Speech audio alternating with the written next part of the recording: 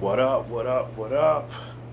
Ladies and gents, boys and girls, you are now tuned in to a brand new episode of Sportsway with Dre Day Podcast. I am your host with the most, the Hood's ESPN, Crystal Street's very own, Dre Day. What's up, what's up, what's up? Once again, thank y'all all for y'all continued support. Keep it going, keep it growing, keep it flowing. Y'all already know, once you come on in, subscribe to the YouTube channel, Sportsway with Dre Day Podcast. Hit that like button on the way in. Leave a comment at the end of the video. Share this motherfucker, the whole 9 yards. You understand what I'm saying? This episode here, Summerslam Recap. Now, for a lot of y'all that's been following the podcast on YouTube, I haven't really done any WWE stuff, right? It's mainly basketball, football. I did one baseball thing just recently, but I never really dived into the WWE. Me being a diehard WWE fan since it was WWF, being that SummerSlam is one of the biggest pay-per-views of the year, like basically it's probably the third best pay-per-view event in WWE, because obviously you got WrestleMania and Royal Rumble. For some people, SummerSlam is right up there with them. So for SummerSlam to have taken place last night and in Cleveland for that matter, I said, you know what, let me throw a curveball, let me shock some people and do a little recap from WWE SummerSlam. So here you have it. I'm going to try to make this short and simple. I'm not trying to dive into a half hour or hour episode. Not trying to do that. There were a lot of matches though. There was a lot of matches. There was some good ones. There was some duds. You know, listen, the main thing I was hoping to go down went down, okay? And I'm going to get to that later. But to open the event, and I'm kind of glad that this was the case, Rhea Ripley against Liv Morgan for the Women's World Championship, right? Now, me, I was conflicted. I love both of them. I love Liv Morgan. I love Rhea Ripley. But, see, with this storyline, it was predictable to me. It was very much predictable. I remember when they used to be tag partners. Rhea turned on Liv. Basically, injured her, took her out of commission. Liv comes back, injures Rhea. What does she do? Win the championship belt. Not only does she does that, she's trying to take everything that Rhea has and take it for herself. Primarily Dominique Mysterio. When that whole ordeal was going down, I already knew how this was going to play out. I knew eventually Dom was going to turn on Rhea Ripley. And what better way to do it than on the SummerSlam stage in front of a 57,000 crowd in Cleveland. And that's exactly what happened. So for me, I'm not really shocked with this because I predicted it. I knew it was coming.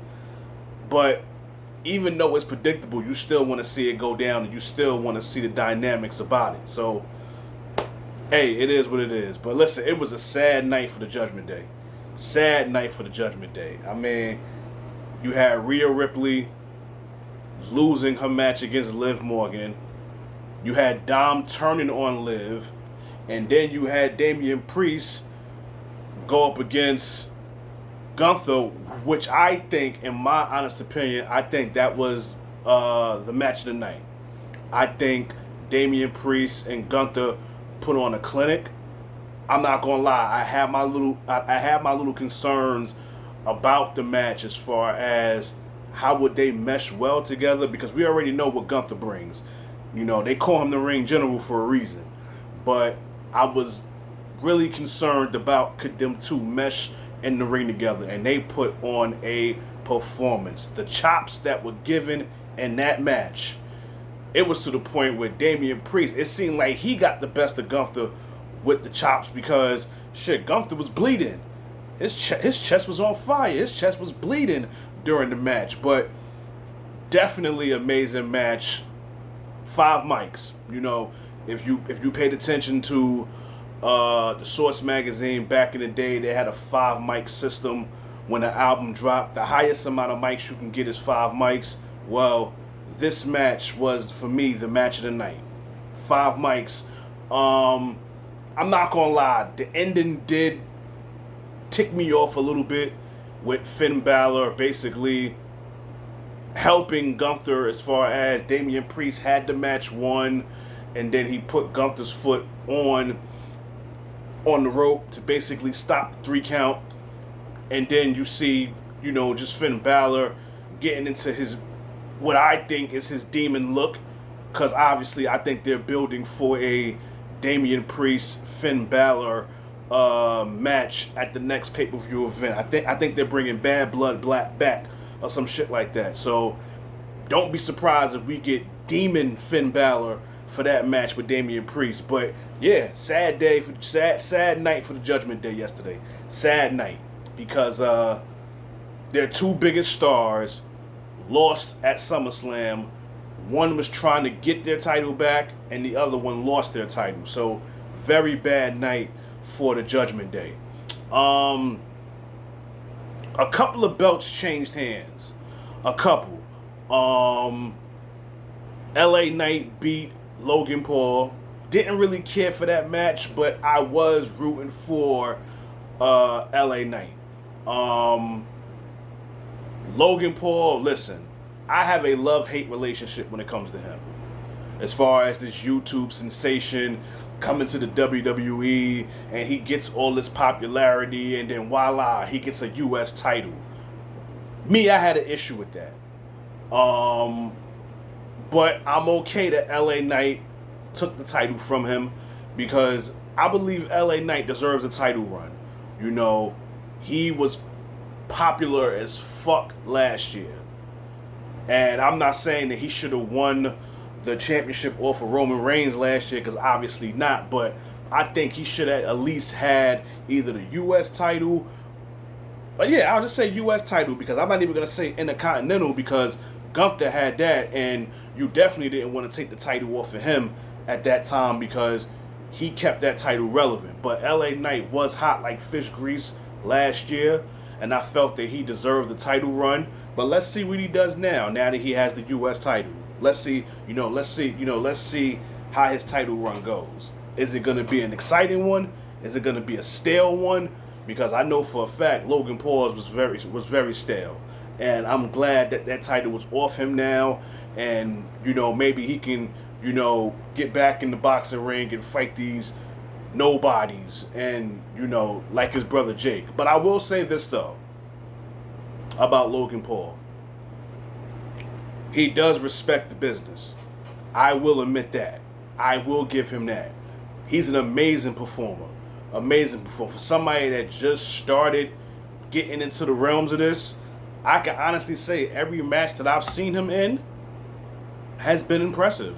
Whether it was against Roman Reigns, whether it was against LA Knight, whether it was against Ricochet, whoever he has been in the ring with, he's done phenomenal.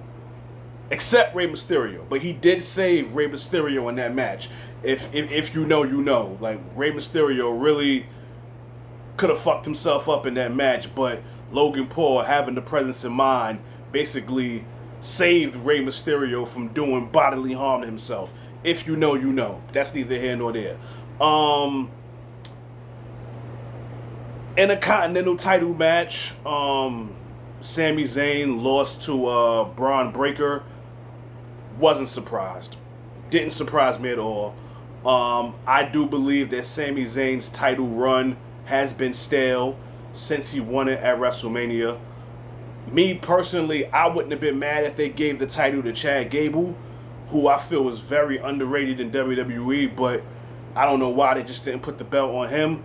But then once Braun Breaker got into the fold, I basically already knew that Sami Zayn's title run was coming to an end, because now you bring in this young prodigy from NXT, and for all intents purposes, to me, it's looking like they're looking at him as the next Goldberg. Hopefully he doesn't turn into that, where he's that one-trick pony that all he does is a spear, because Braun Breaker is very athletic, and I would love to see him flourish now that he's on the main roster. But once this match was announced, I already knew, like, if you was to ask me which titles I think would change hands at SummerSlam, this would have been number one, because obviously I knew that Sami Zayn's title run was coming to an end, and bam, that's what happened. So congratulations to Braun Breaker on winning his first big title on the main roster in WWE, and that would be the Intercontinental Championship. The next title that changed hands, I'm not too happy about this. For anybody that knows me, they know how much I love Pamela Martinez, aka Bayley. She is my favorite of the four horsewomen, which was Bayley, Sasha Banks, Money Monet, Mercedes Monet, and AEW, and Charlotte Flair. That's the four horsewomen. Bayley is my favorite. There was a time where Sasha was, then it was a time where Becky was, but right now, at this particular moment, I would say for about a good 2-3 years now, Bayley has been my favorite. She's just so goddamn gorgeous. Drake, stay focused, man. Stay focused. But I love me some Bayley. I really do.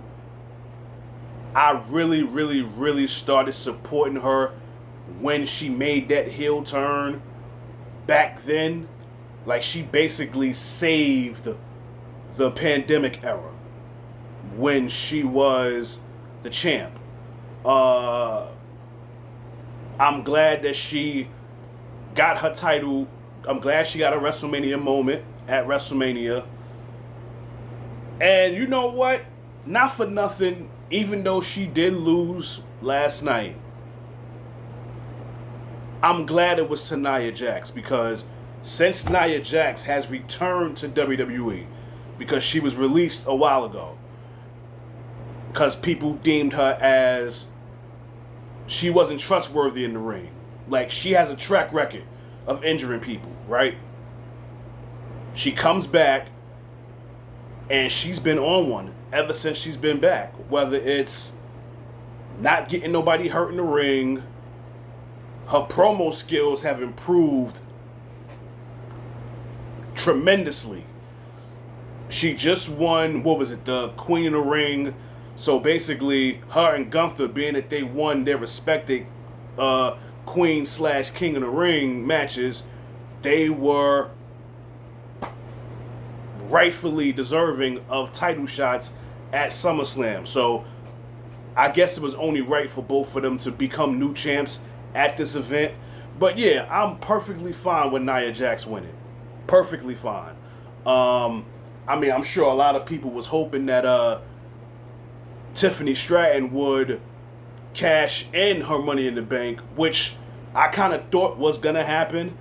I mean, she did try to cash in during the match, but I think that was just more so of her trying to distract Bayley into going after her, and then that just opens the door for Nia Jax to do what she did, which was basically, I think she powerbombed Bayley twice, and then she went for her move where she basically did what Yokozuna used to do, the Banzai. But I think that's what it was more so about.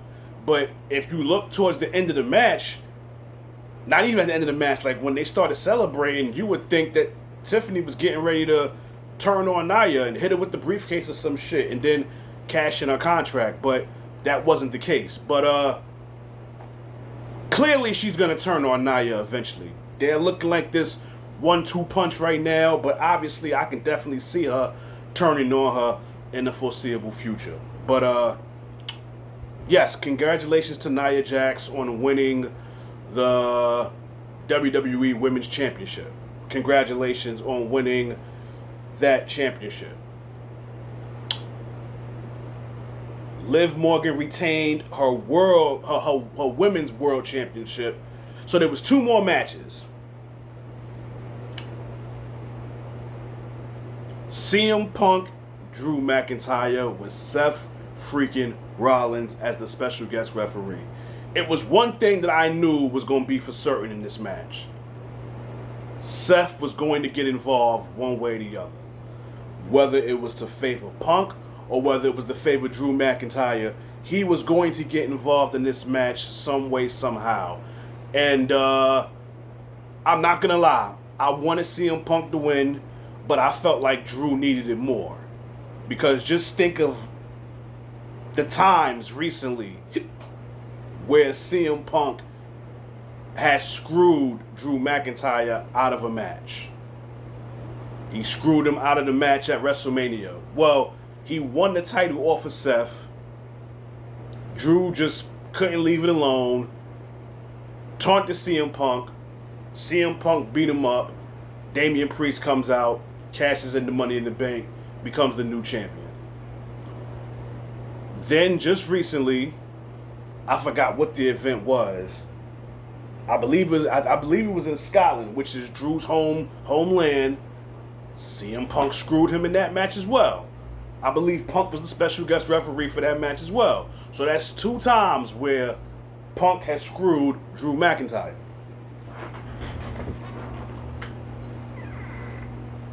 Go, you gonna go?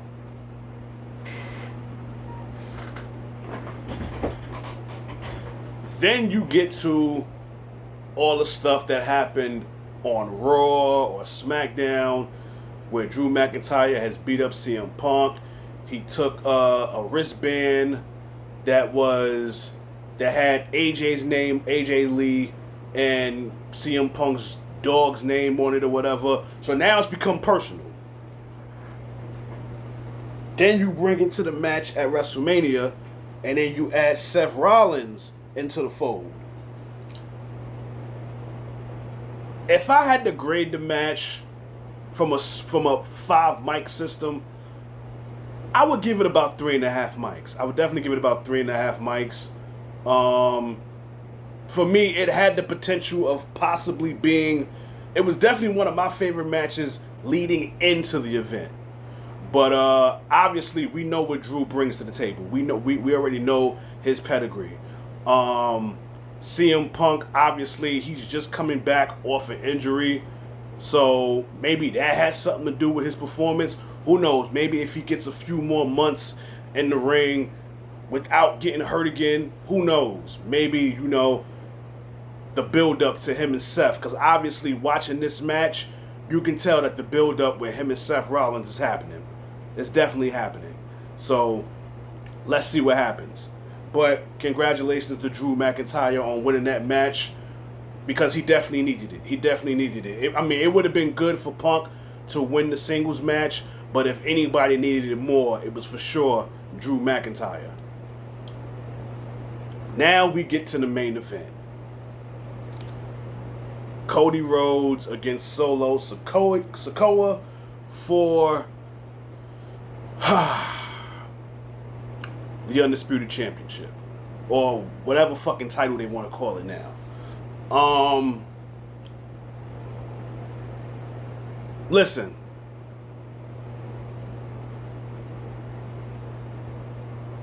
obviously we all knew Cody was going to win. Even with the whole bloodline rules that Solo put in the match on Friday, we all knew that Cody was going to win. We also knew that his crew from the bloodline was going to interfere. We knew each member was going to interfere, which wound up being the case. There was a little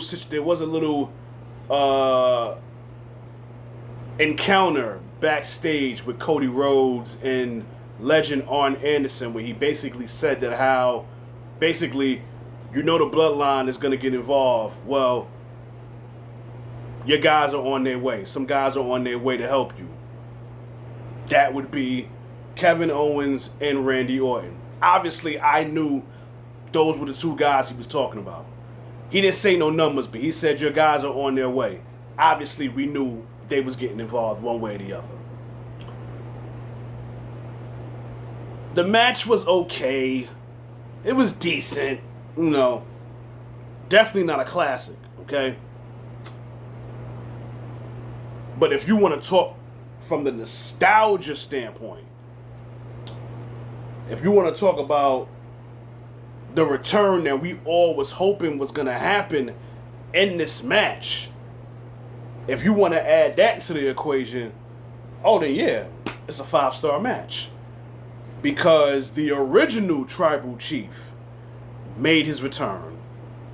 A new theme song too, which I'm not really feeling. Like I honestly felt he should have kept the other one, but that's neither here nor there. But he made his presence felt, ran to the ring, Superman punched Solo Sikoa, speared him, basically mumbled something to Cody Rhodes and then left the ring.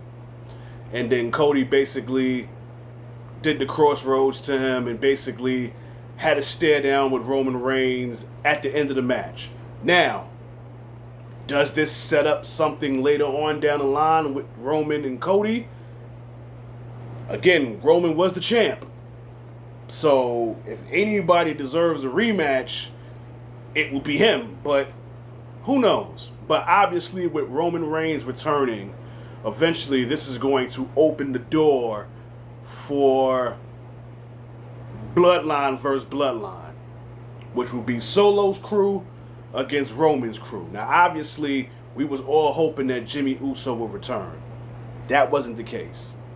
Obviously, Jay is still around. He's going to join the fold as well. So, I'm very much intrigued to see how this Bloodline versus Bloodline thing is going to play out. But as a whole, if I had to grade SummerSlam as a whole, I give it about 4 mics. Shout out to Jelly Roll. In fact, shout out to Austin Theory, because when you talk about superstars who can sell a move, he's up there with the best. Like, we know The Rock was famous for selling the stunner. We know Triple H was famous for selling the stunner. We knew Dolph Ziggler was famous for selling whatever finisher was done to him. Same thing with HBK. Austin Theory, man, like, that dude, he be selling the shit out of these moves that's done to him. Like, Jelly Roll just chokeslammed him, and he made that shit look 10 times believable. And then Miz, R-Truth, and Jelly Roll paid homage to John Cena and hit him with a 5-knuckle shuffle. I guess you could say a 15-knuckle shuffle. And he sold that shit like a motherfucker. So, shout out to Austin Theory, man. Shout out to Austin Theory. But, yeah, I think SummerSlam, I'll give it a 4 mics. I'll give it 4 mics. I'll definitely give it 4 mics. I do love the fact that the ladies opened the show. I think if you really wanted to start this event off on the right track, you had to open it with Rhea and Liv Morgan. I don't think that Bayley and Nia would have fit well opening the event. I think they was placed right where they needed to be. And I think that Liv and Rhea had to open up. And they did. And they did an amazing job. So shout out to them. Shout out to all the superstars that performed. But listen, it's a wrap for this episode. Listen, I did about 24 minutes. That's longer than what I was supposed to do. But once again, thank y'all for y'all continued support. Keep it going, keep it growing, keep it flowing. Y'all hit me up in them comments. Tell me which match did you enjoy the most. How would you grade SummerSlam? All that good shit. But once again, subscribe to the YouTube channel. Okay? Sportswear with Dre Day Podcast. Subscribe to the channel. Hit me up in them comments. Like I just said, tell me what was your favorite match. Tell me what grade would you give SummerSlam as a whole. Also, hit that like button. Also, hit that notification bell. So every time a new episode is released, you are alerted. But once again, thank y'all for y'all continued support. Keep it going, keep it growing, keep it flowing. In closing, y'all know how this goes. This has been another episode of Sportswear with Dre Day Podcast. Y'all have a continued blessed weekend. Catch y'all on the flip side. Y'all be safe. Peace and love. Your boy is out of here. Peace.